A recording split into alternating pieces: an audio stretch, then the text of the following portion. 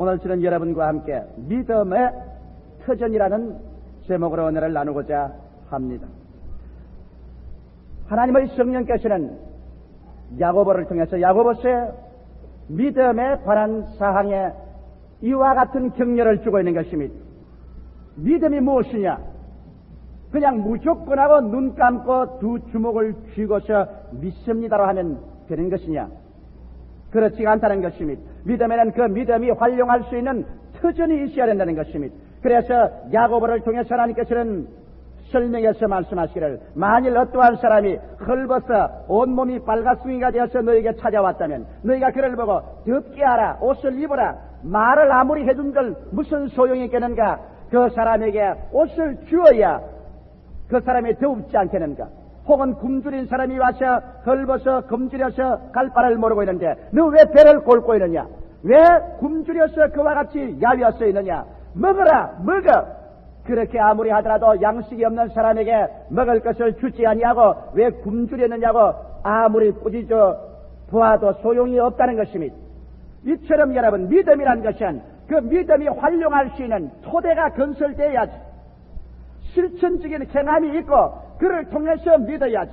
아무런 행함도 없이 자기는 팔짱 끼고 앉으면서 하나님을 향하여 하나님이여 믿습니다 이와 같이 외친들 무슨 소용이 있겠냐는 것입니다. 집을 짓는 사람이 먼저 기초를 튼튼히 닦아놓고 난 다음 눈에 보이는 건축물이 올라가는 것입니다. 이와 같이 믿음도 눈에 보이지 않은 그 한 인간의 인격 속에 반드시 구비되어야 될 요소가 구비되고 난 다음에 그 위에 믿음으로 말미암아 하나님께 구할 때 하나님께서 삼박자 구원의 기적과 능력을 베풀어 주시는 것입니다. 그러므로 오늘 이 시간에는 우리 개인의 생활 속에 믿음이 역사할 수 있도록 하기 위해서, 믿음으로 하나님께서 우리의 토대 위에 하나님의 응답의 집을 지을 수 있게 하기 위해서 어떠한 요소가 우리 생활 속에 구비되어야 되겠느냐는 것입니다.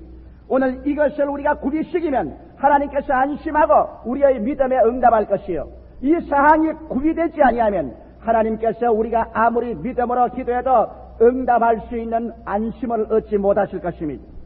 오늘 제가 말하는 이 구비 요소는 여러분 모든 사람들이 다 알고 있습니다. 그와 같이 알고 있으면서도 모든 사람들이 이것을 대개는 등한히하고 있는 것입니다. 그러나 사람들이 등한히하고 있는 그 속에 진주가 들어있다는 것을 알아야 되는 것입니다. 그러면 우리 인격 속에 믿음이 활용할 수 있도록 준비하는 세 가지가 있는데 그 중에 첫째가 이것입니다. 하나님 앞에서 우리 마음에 정직성을 가져야만 된다는 것입니다. 독일 백림에 가본 사람은 이 이야기를 들어본 적이 있을 것입니다. 백림 도시 한가운데 아주 크고 아름다운 빌딩이 하나 서 있습니다. 그러나 독일 백림 시당국에서는 그 빌딩에 사람이 입주하기에 부적당하다고 판정을 내린 결과로 그 빌딩은 수백만 달러를 들여서 지은 아름다운 집이지만은 텅텅 빈 대로 있는 것입니다. 그 왜 그러냐? 그 빌딩을 설계할 때 설계사가 뇌물을 먹고 난 다음에 적당히 설계했습니다. 또 그 빌딩을 시공할 때 또다시 뇌물을 먹고 난 다음에 부적당한 재료를 썼습니다. 그래서 아주 아름다운 고층 빌딩이 지어졌지만은 그 설계가 거짓으로 되었, 또 그 건축이 거짓으로 되었기 때문에 그 건물은 쓸데없는 건물이 되어버리고 말한 것입니다. 오늘날 거짓은 오래 계속할 수 있을 까다도 거짓은 얼마 있지 않아야 그 근본이 드러나고야 마는 것입니다. 어떠한 사람 말하기를 인간은 거짓을 만들어낼 수 있어도 그 거짓을 한 세대 동안 유지할 수는 없다는 그런 말을 한 것입니다.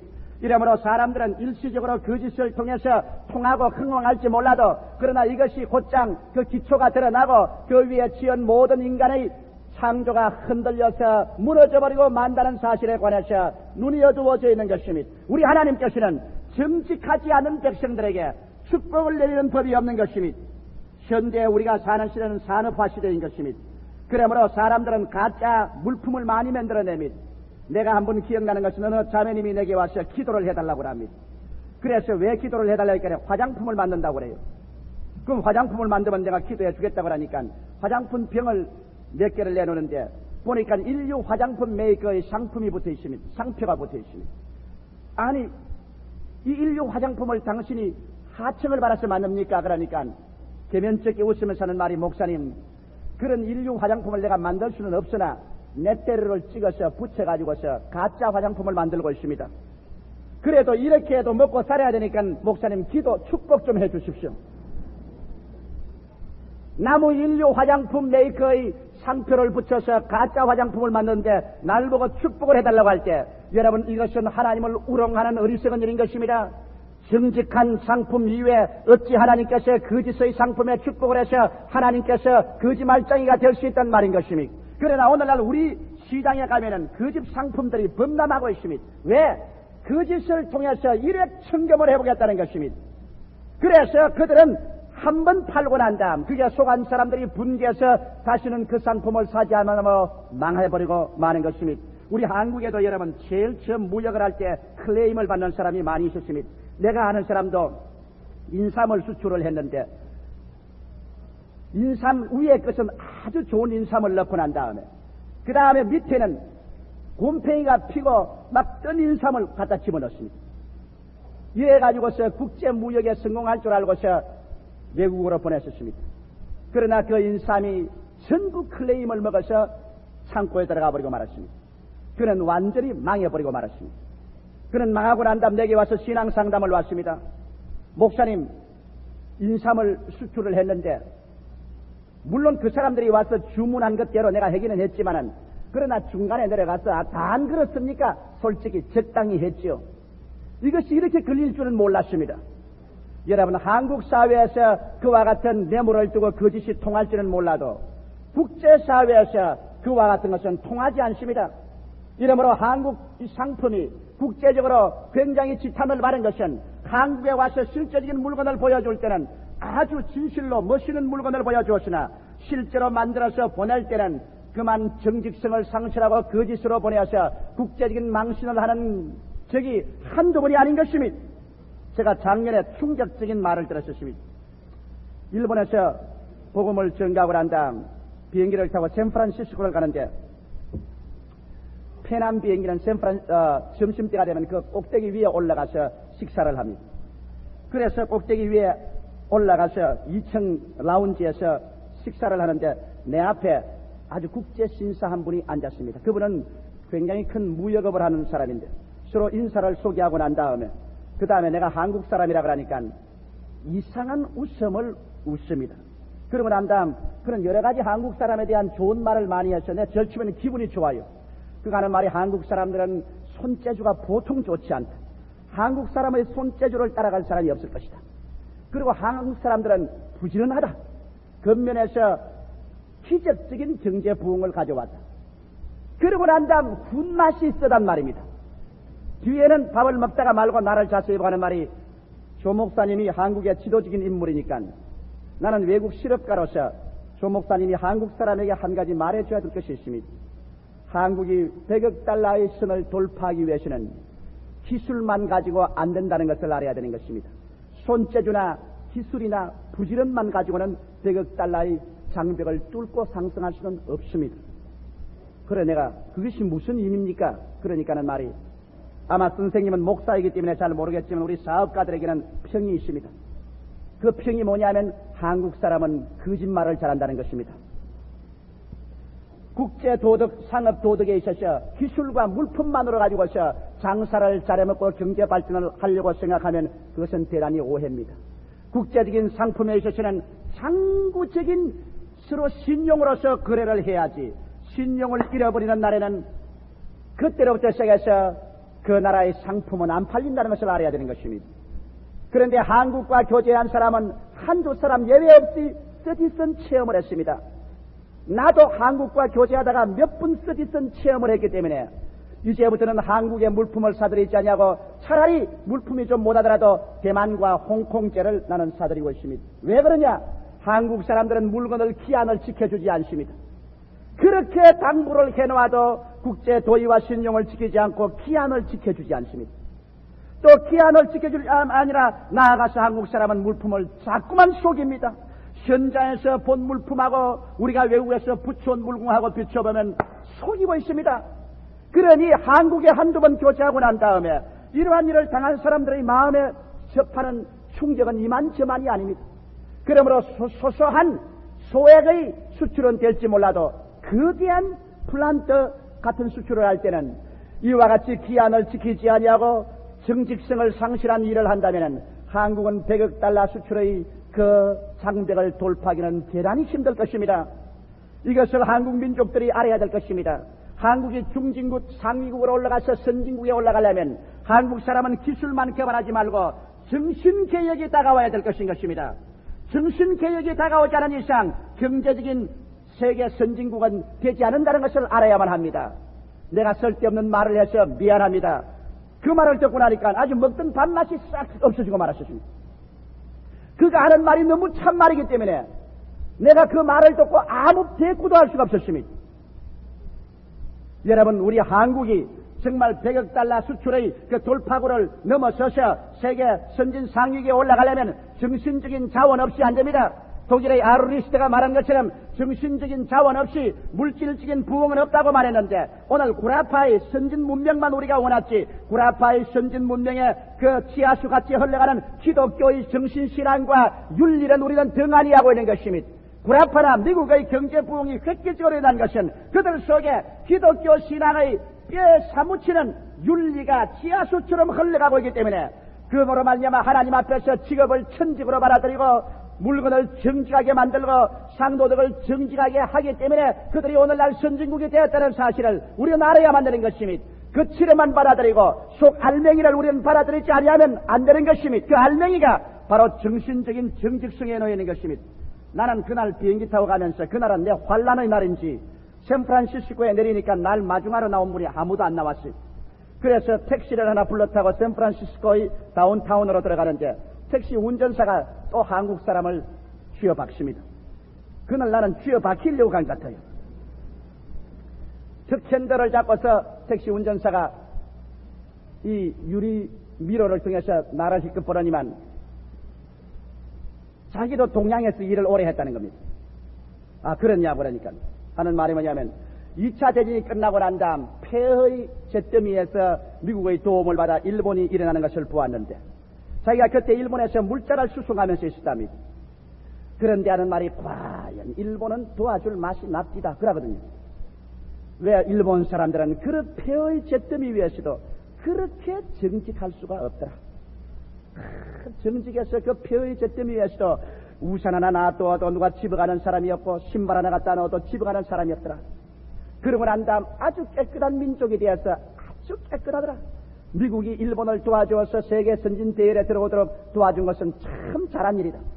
뭐 그때까지는 좋았는데 그 다음 하는 말이 미국이 도와줘도 쓸데없는 나라가 아니니까 동양에 그거는 한국이다 그럽니다. 그 사람 내가 한국 사람인 줄 모르고 내가 일본 비행기를 타고 왔기 때문에 일본 사람인 줄 알고서 하는 말이 뭐냐면 6.25 사변이 났었을 때 내가 한국에 가서 또다시 물자를 실으던 날은 선언이었다. 좌우간 인천이나 부산에 배가 항구 밖에 되었는데도 아침에 일어나면 우리 물건은 벌써 부산 시장이나 서울 시장에 나와 있다. 어찌 도둑질을 잘하는지 항구 밖에 배를 대놨는데 벌써 물건은 벌써 시장에 가 있다. 그리고 육지에 상륙해 가지고서 눈 깜짝할 사이에 포켓도 있는 걸 하나둘씩 다 날아가 버린다. 그리고 그 민족은 얼마나 더러운지 그저 가는 데 들어온 놈이요 가는 데마다 더러워. 미국이 한국을 도와줄 필요가 없다. 나는 월남이 그래서 망하는 것 보았는데 한국도 그런 정도다. 나는 그 말 들을 때 마음이 아팠습니다. 택시 뒷좌석에 앉아서 입만만 다시고 있었습니다. 한 대 쥐어박고 싶지만은 참말을 하는데 어떻게 쥐어박습니까? 그리고 그가 하는 말이 한국이 세계 도움을 받으려면 그 민족 자신들이 정직하고 한국을 방문하는 사람들에게 좋은 인상을 남겨놓아야만 된다. 그 말을 하는 것 듣고서 나는 그날 하나님께서 나에게 특별히 사명을 주기 위해서 두 사람을 통해서 나에게 그런 교훈을 주는 줄 깨닫고 마음속에 깊이 느꼈습니다. 여러분, 정직성을 상실한 개인이나 사회나 국가는 망합니다. 사람이 일획천금을 하고 그 다음에는 모르겠다고 하는 사람 이 땅에서 다시 살지 못합니다. 인간은 자기 개인적으로 혼자 살지 못합니다. 두 사람 이상의 사회적인 단위를 만들어서 인간은 살게 되는 것입니다. 인간이 서로 섞여 살기 위해서는 정직성과 신용이 없이는 절대로 부강해서 살 수 없는 것입니다. 어느 우리 교우가 하는 말이 동리 사람 모아놓고 당신들의 제일 문제가 뭐냐 물으니까 우리 가난한 것이 돈이 없는 것이 제일 문제라고 말하더랍니다. 그 교우 우리 교회 나오는 교훈인데 당신 틀렸습니다. 돈이 없어 못 사는 것이 아니라 당신네들 신용이 없어 못 삽니다. 왜? 아무도 당신들에게 돈을 구워주려고 하지 않습니다. 왜? 구워줬다가는 마셔버리고 마는 것이니까. 만일 진실로 신용이 있었더라면 새마을 금고 돈도 그렇고 또 개를 모아서 돈을 대준다는 것, 사업을 할 수 뒤에 밀어줄 사람도 있었지만은 오늘날 가난만 탄식하고 있지 자기의 신용 없음을 탄식하지 않은 당신들이 잘못되었습니다. 이렇게 교훈을 했다는 말을 들었습니다. 오늘 그러므로 사랑하는 성도 여러분, 하나님께서 이 새해 우리들에게 축복을 해주기 위해서는 하나님 앞에 우리가 정직해야 됩니다. 우리가 하나님 앞에 예배에 정직해야 되고 11조에 정직해야 되고 기도에 정직해야 되고 우리 가정에서 우리 사회생활에서 우리 정직의 성품을 길러내지 않고는 하나님 앞에 축복을 받지 못합니다. 성경은 시편 112편에 뭐라고 말합니까? 정직자의 후대가 복이 있으리로다. 부요와 재물이 그 집에 있으며 그 의가 영원히 있으리로다. 정직한 자에게는 흑암 중에 빛이 일어나나니 그는 어질고 자비하고 이로운 자라. 성경에 그렇게 말했습니다. 부요와 재물이 정직자에게 가겠다고 말했지 사기꾼에게 가겠다고 말하지 않은 것입니다. 그리고 하나님 앞에 정직한 우리들이 되시기를 주의 이름으로 축원합니다. 성경에 보면 하나님께서 사람을 구해도 정직한 죄인은 구해도 위선자는 구하지 아니하셨습니다. 누가복음 18장 10절로 14절에 보면은 두 사람이 성전에 기도하러 올라가는 것을 봅니다. 그게 한 사람은 바리새 교인이요 둘째 사람은 세리 죄인입니다. 바리새 교인은 그 당시에도 유명한 하나님을 잘 믿는 사람들입니다. 그러나 세리는 세상이 다 아는 죄인입니다. 그런데 바리새 교인이 가서 하나님께 기도해서 말하기를 하나님이여 나는 다른 사람과 토색 불이 가늠하는 자들과 같지 아니하고 저 뒤에 와서 기도하는 세리와도 같지 아니함을 감사하나이다.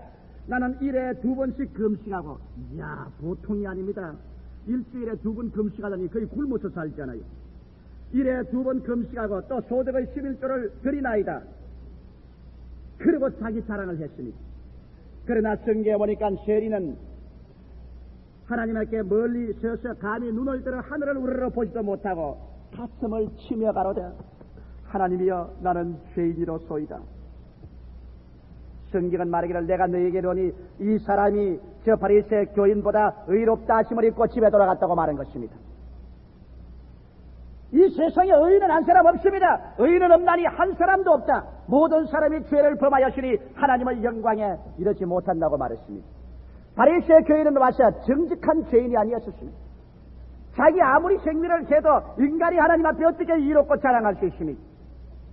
그러나 이 세리는 정직한 죄인이었습니다. 가슴을 치고 자기 죄를 고백할 때 하나님은 그 사람을 보고 이롭다고 말하셨습니다. 성경 요한일서 1장 8절로 10절에 보면 만일 우리가 죄 없다 하면 스스로 속이고 또 진리가 우리 속에 있지 아니할 것이요 만일 우리가 우리 죄를 자백하면 저는 미쁘시고 이로우사 우리 죄를 사하시며 모든 불의에서 우리를 깨끗이 하실 것이요 만일 우리가 범죄하지 아니하였다 하면 하나님을 거짓말하는 자로 만드는 것이니 또한 그의 말씀이 우리 속에 있지 아니하리라고 말한 것입니다. 그러므로 여러분께서 우리가 하나님 앞에 나올 때로 우리 위선하지 말고 정직한 죄인이 되어 솔직하게 죄를 고백할 때 하나님은 용서해 주시고 불쌍히 여겨 주시고 의롭게 만들어 주시는 것입니다. 새해에는 우리의 믿음이 역사할 수 있는 인격적인 토대로서 하나님 앞에서나 사회 앞에서 정직을 모토로 하는 우리 삶의 터전을 만들게 되시기를 주의 이름으로 축원합니다. 둘째로 우리가 하나님 앞에서 기도 응답을 받을 수 있는 믿음이 역사할 수 있는 토대는 하나님 앞에서 성실해야 됩니다. 성실이라는 말은 바로 충성심이 있는 마음이란 말인 것입니다. 현대인은 바로 불성실로 꽉 들어차 있습니다. 오늘날 우리 산업화 사회 사람들은 이기주의로 꽉 들어차서 내 중심 내게 이익만 있으면 되었지 다른 사람에 대한 관심을 없어요. 요사이 여러분 월급쟁이들에게 대개 한번 물어보십시오. 너 회사를 사랑하느냐고 한번 물어보십시오. 그런 캐캐 묵은 소리 하지도 말하고 말합니다. 회사에 가서 나는 일해서 내 월급 받아 먹으면 되었지. 그 이후에 내가 무엇 때문에 회사를 사랑한단 말이냐? 그런 말을 할 것인 것입니다.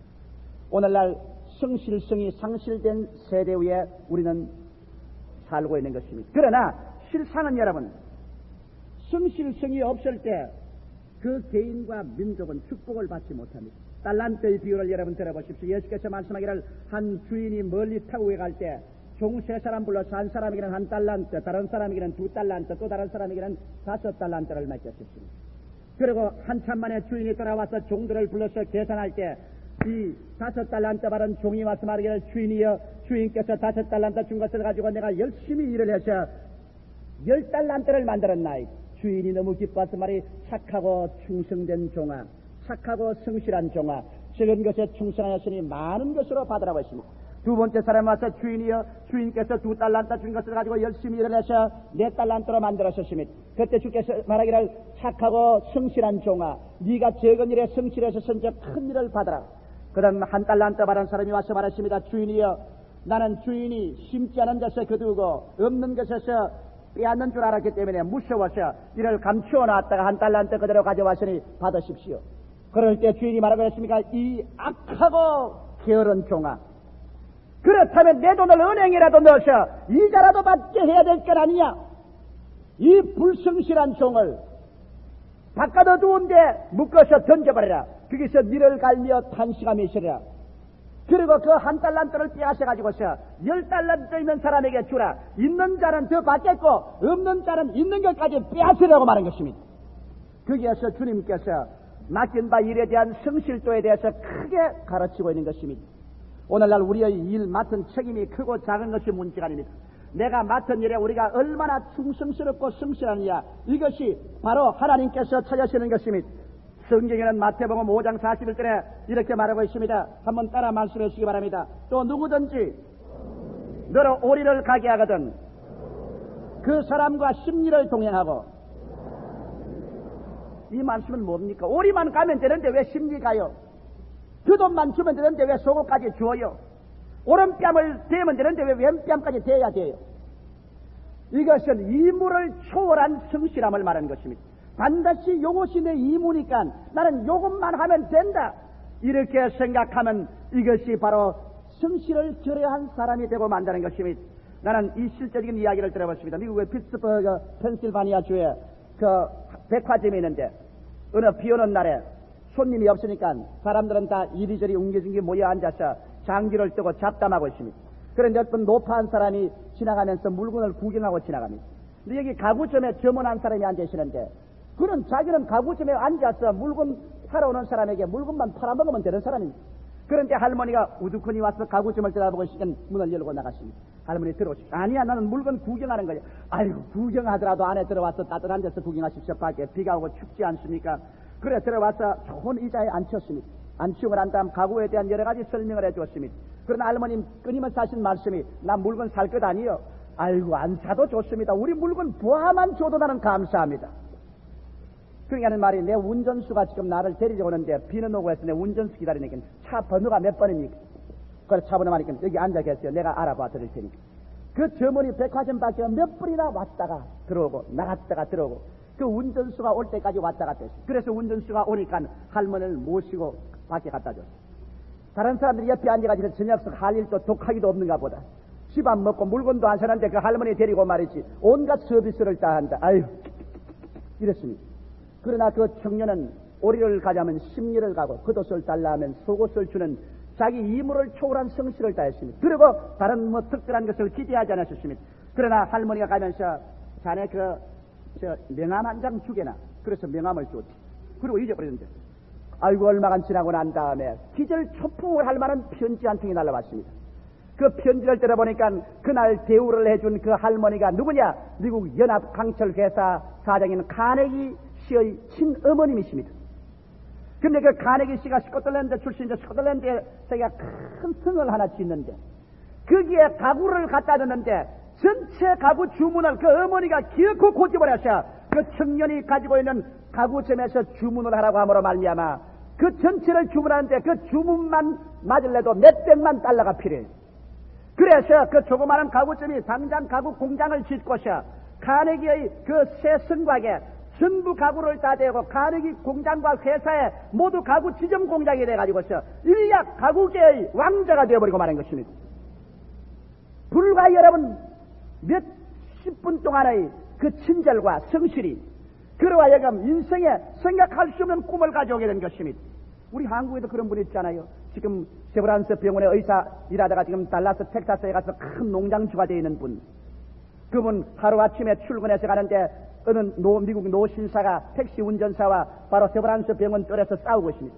노신사 부인하고 세계 일주 여행을 왔다가 한국에서 부인이 음식을 먹은 것이 잘못돼가지고서 위경련이 생겨서 세브란스 병원에 입원을 해놓고 그 남편이 호텔에서 매일같이 왔다 갔다 하는데 그날 택시를 타고 왔는데 돈 계산을 할 줄 몰라 택시 운전사하고 불과 돈 몇십 원 가지고 싸움이 붙었습니다. 아침 출근 때 수많은 사람이 길을 올라가는데 그 노신사가 택시 운전사하고 승강기를 벌리는 것 한 사람도 무관심하기 시작하십니다. 왜? 내가 그 간섭할 건 뭐냐? 그러나 의사 한 사람 이물을 초월해서 택시 운전사에 가서 자초지종을 물었습니다. 묻고 난 다음 그 노신사 한국말도 모르는데 그렇게 하면 되느냐? 자기 포켓에서 몇십 원 내서 돈을 주었습니다. 그리고 택시 운전사 보내고 정중하게 그 노신사에게 사과했습니다. 노신사가 그 의사 선생님 이름 적었다가 그분 세상 뜰 때 미국에서 자기 큰 농장주인데 농장을 한국 세브란스 병원 의사에게 상속으로 줘버리고 말한 것입니다. 여러분, 사람 팔자 시간 문제입니다.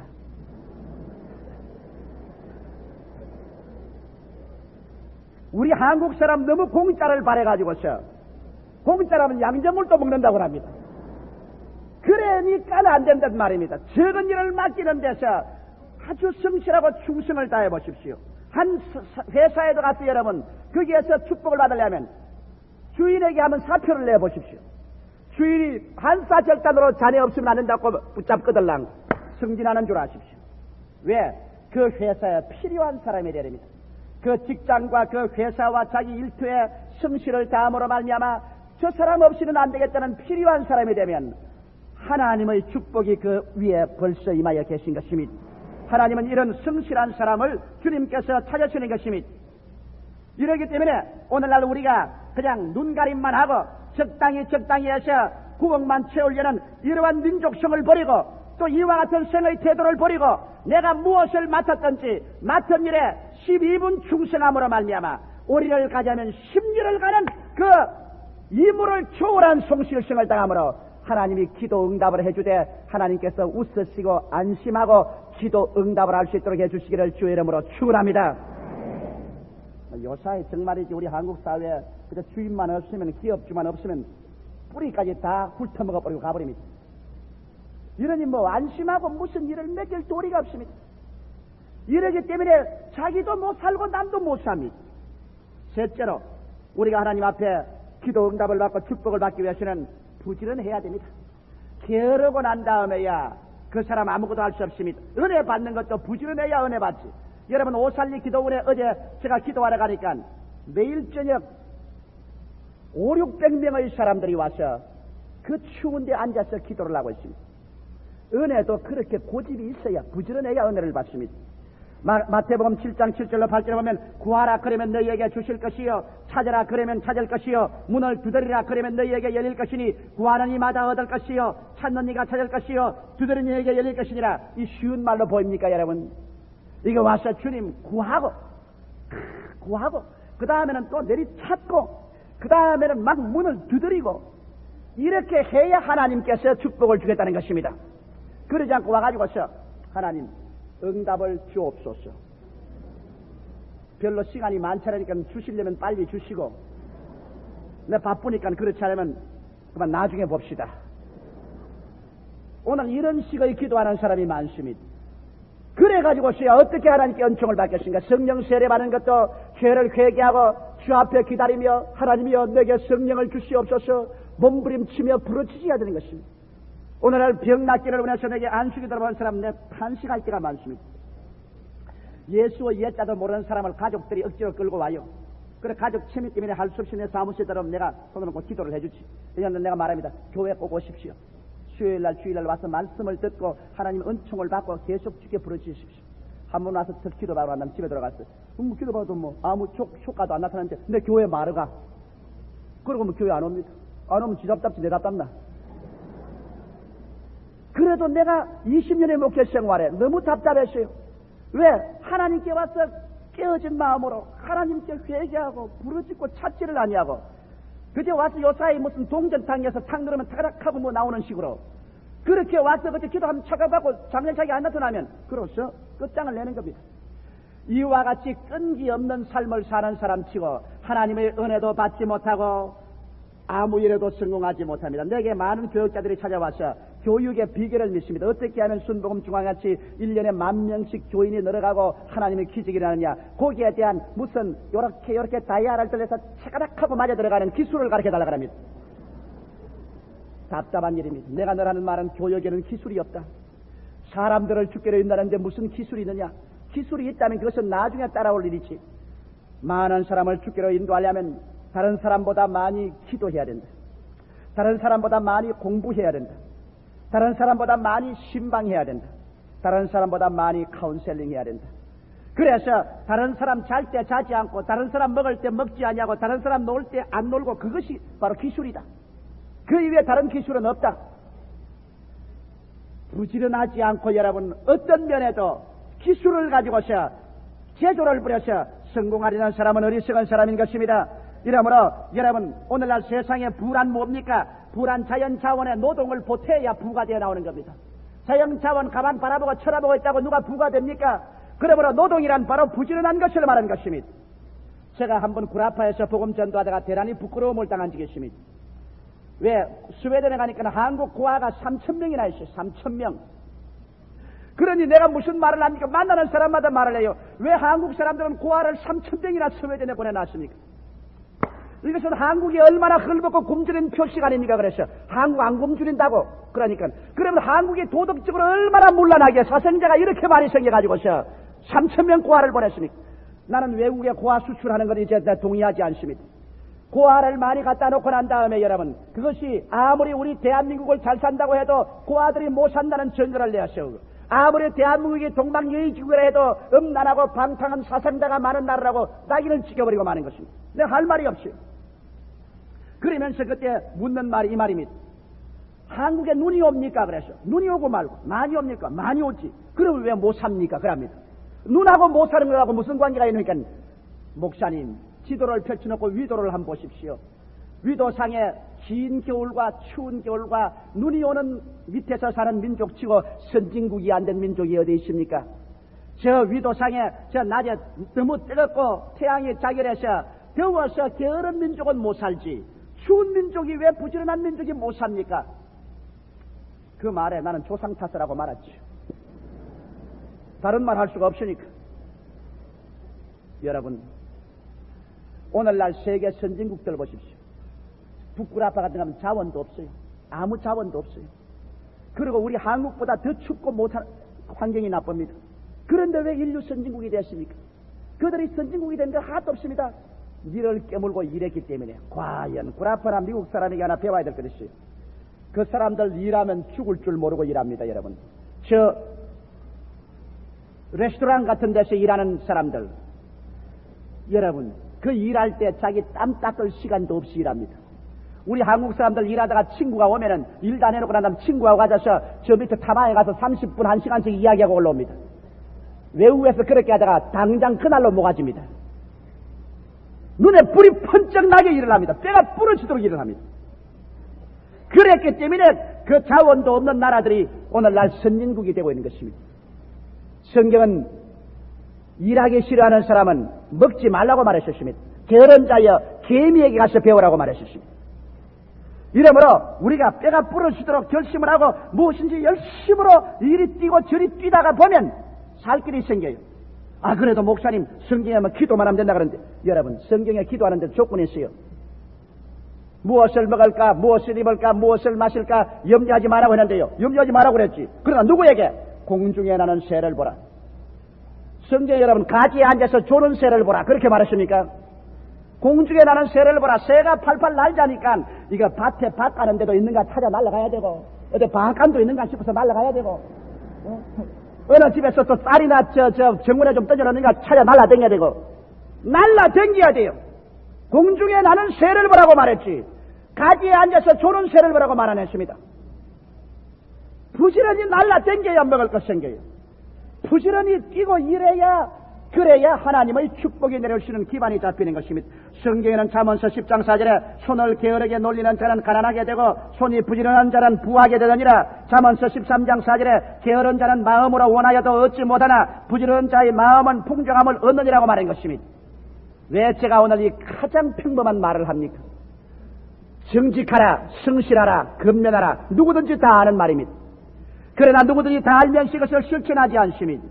정직과 성실과 근면 이와 같은 가장 평범하면서도 손쉽게 내동댕이 쳐버리는 이 기반이 우리 인격 속에 잠겨있지 아니하면 하나님도 기도 응답을 못할 뿐 아니라 부모도 형제도 선배도 부정직하고 불성실하고 게으른 사람을 위해서는 도와줄 수가 없습니다. 사람도 하물며 이러한 사람들의 간청을 들어줄 수 없거든. 하늘에 계신 하나님, 모든 것을 아시는 하나님께서 부정직하고 불성실하고 게으른 사람에게 응답을 해주었다가 하나님 주신 응답까지 다 깨뜨려 망쳐버리고 말 것인데 어찌 하나님께서 이러한 사람에게 응답을 해줄 수 있겠습니까? 이렇기 때문에 성경은 말씀하기를 지킬 만한 것보다 내 마음을 지켜라. 생명의 근원이 거기에서 나오나니라고 말한 것입니다. 마음에 하나님의 축복을 받을 만한 자원이 넘쳐 나와야 되는 것입니다. 그 자원 중에 가장 근본적인 것이 정직과 성실과 근면입니다. 이 세 가지 자원이 마음속에 준비되어서 그래서 하나님 앞에 엎드려서 주님, 이와 같은 토대 위에 하나님께서 기적을 일으켜 주실 줄 믿습니다 하고 기도할 때 1977년도 하나는 믿음의 기적이 일어나는 해가 되고 말 것인 것입니다. 그러므로 하나님은 기적을 주심ით, 하나님은 응답하기를 원하심ით, 무엇인지 내 이름으로 구하면 내가 시행하리라고 말하셨음ით, 그러나 여러분과 제가 이와 같은 인격적인 기본적인 바탕을, 터전을 이루어 놓지 않으면 하나님의 응답은 그것이 이루어질 때까지 기다릴 수밖에 없는 것입니다. 우리 다 같이 고개 숙여 기도드리십시다. 살아계신 우리 아버지 하나님, 주님의 은혜와 사랑과 자비를 감사합니다.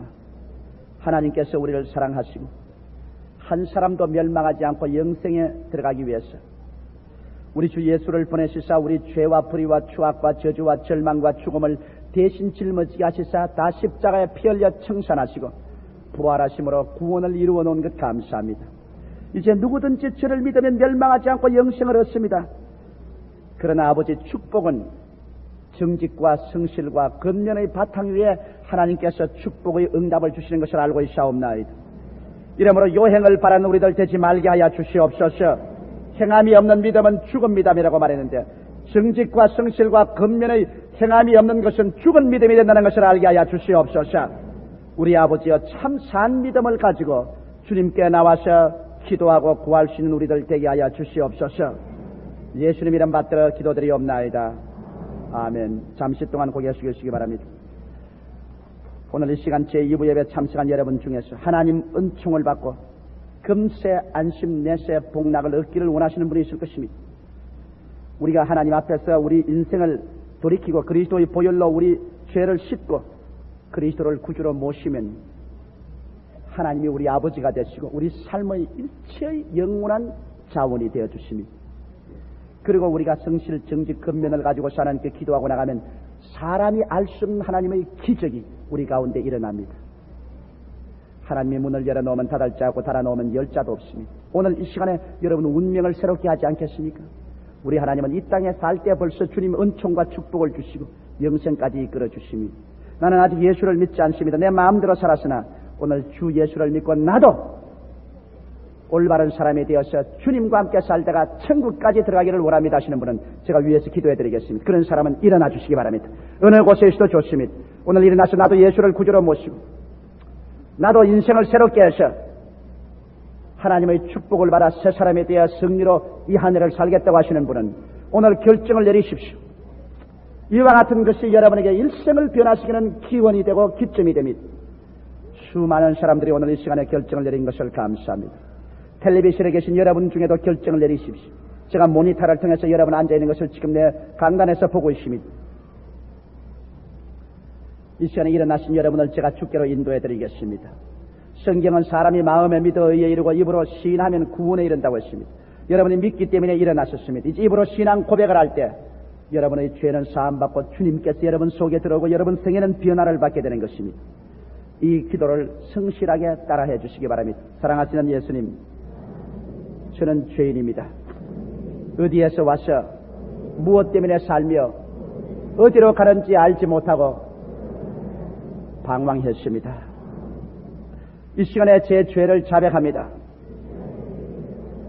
예수님의 십자가 보혈로 저를 씻어 주시옵소서.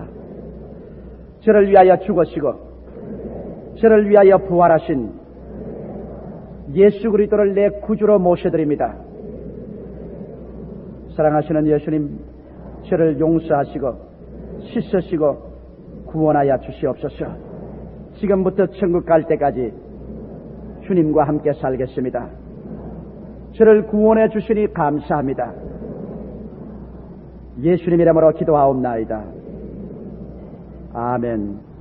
그대로 서 계세요. 우리 아버지 하나님, 여기 우리 사랑하는 형제 자매들이 주 앞에 결정을 내리고 주님 앞에 나왔습니다. 하나님이시여 저들을 받아주시옵시고 이 시간에 붙잡아 주시옵소서.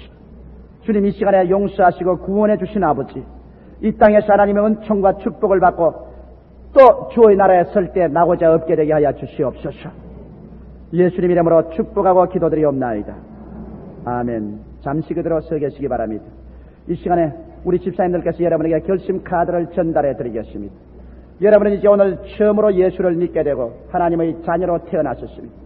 앞으로 여러분의 신앙은 점점 자라고 발전해야 됩니다. 이러기 위해서 우리들의 도움이 필요할 것입니다. 여러분의 결심 카드의 이름과 주소를 적어서 내주시면 우리가 여러분을 찾아뵙고 도와드리겠습니다. 신앙의 발전이 있도록 이끌어드리겠습니다. 오늘 이 시간에 여러분 하나님 앞에 결심한 여러분의 신앙이 물어 돌아가지 않도록 여러분께서 작정을 하셔서 우리에게 협조해 주시면 우리가 여러분을 인도해 드리겠습니다. 이미 그리스도를 구주로 모신 분 아멘 하십시다. 그렇다면 오늘 이 시간에 우리가 내 개인의 인격 속에 하나님이 안심하고 기도 응답을 할 수 있는 정직과 성실과 건명성을 하나님 허락하여 주시옵소서. 우리 한 2, 3분 합심해서 주님께 열심으로 기도드리십시다.